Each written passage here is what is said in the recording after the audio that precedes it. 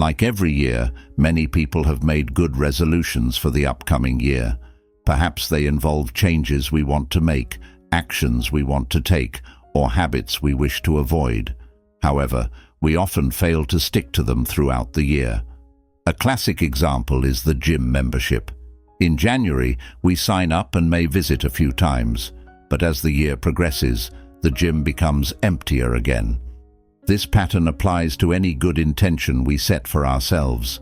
It's easy to make a promise and hope that this year we will keep the resolution. This year everything will be different, we say. Yet, if we don't change our attitude, why should this year be any different? We are only fooling ourselves. While it is good and admirable to try to improve ourselves and set goals, we need to be realistic about these ambitions. This includes being honest about the extent to which we can or will maintain our resolutions.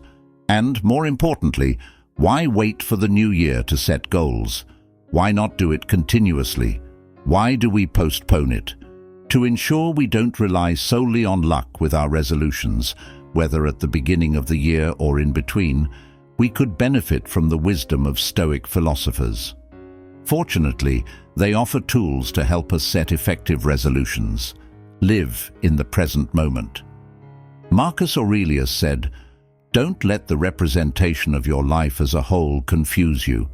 Remind yourself that it is not the future that troubles you, nor the past, but always the present.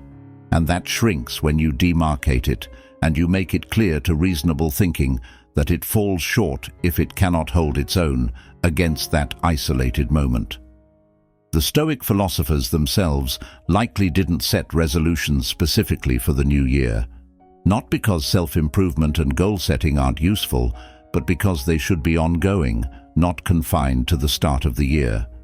This may seem like a semantic difference, but it's important. Why wait a year if we find inspiration in February?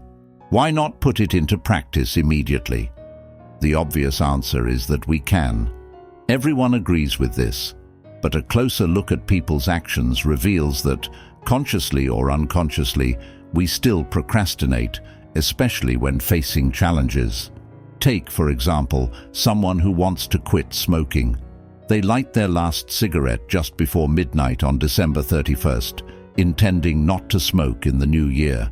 The first day of January might be easy, but as the month continues, it becomes harder.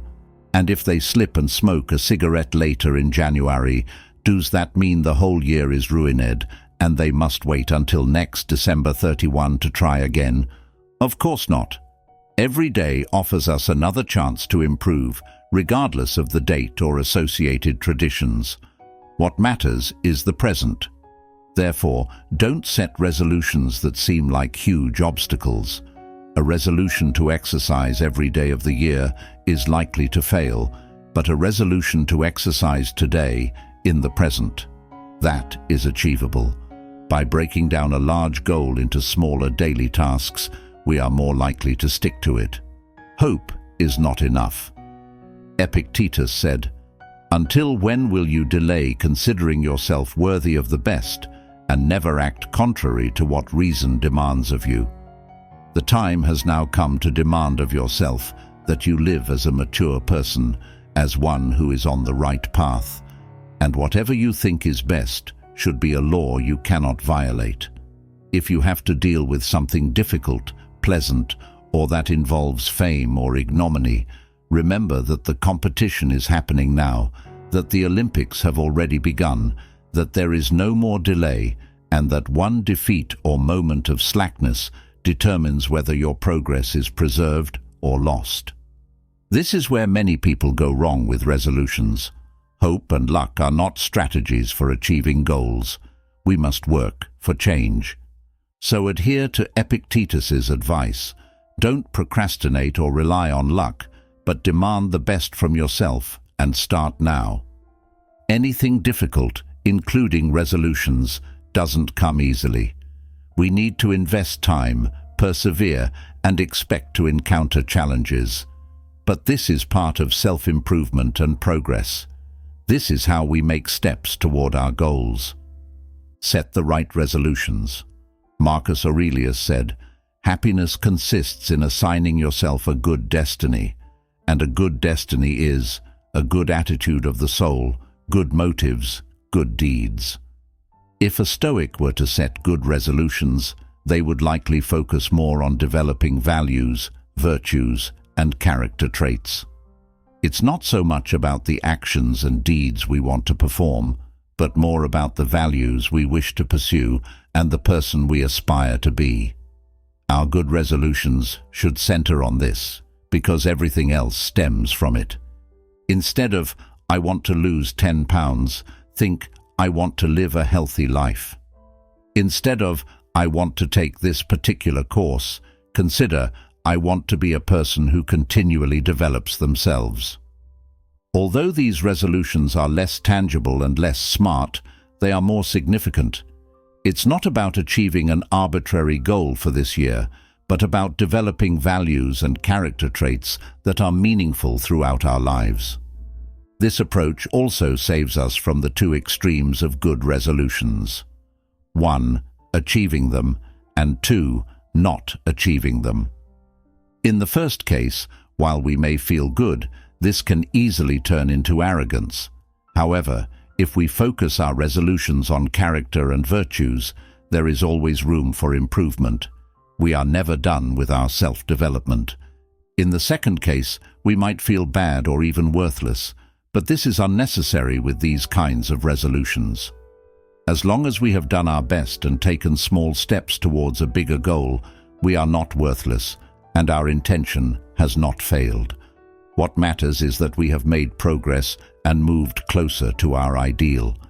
In the long run, resolutions focused on values and character traits will have more impact than those focused on very specific goals.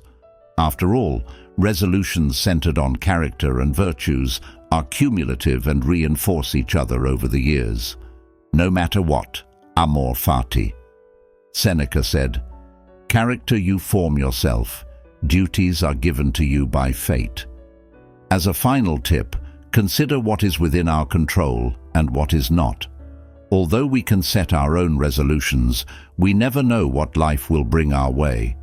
We might plan for one thing, but something entirely different happens. We might set a good intention, but later find we cannot achieve it. So, we can work on developing the right values and character traits, but the challenges we face in life are unknown. Therefore, perhaps the most important Stoic tip for setting good resolutions is Amor Fati.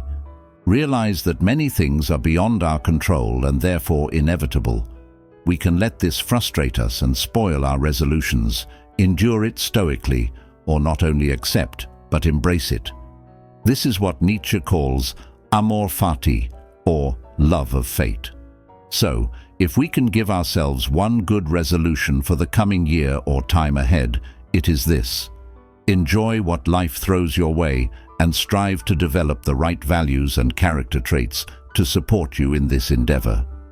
Hopefully, these Stoic philosophical insights will assist you in setting good resolutions, whether at the start of the year or in between. Do you have any other techniques or tricks you use when setting your own good resolutions? We'd love to hear about them in a comment.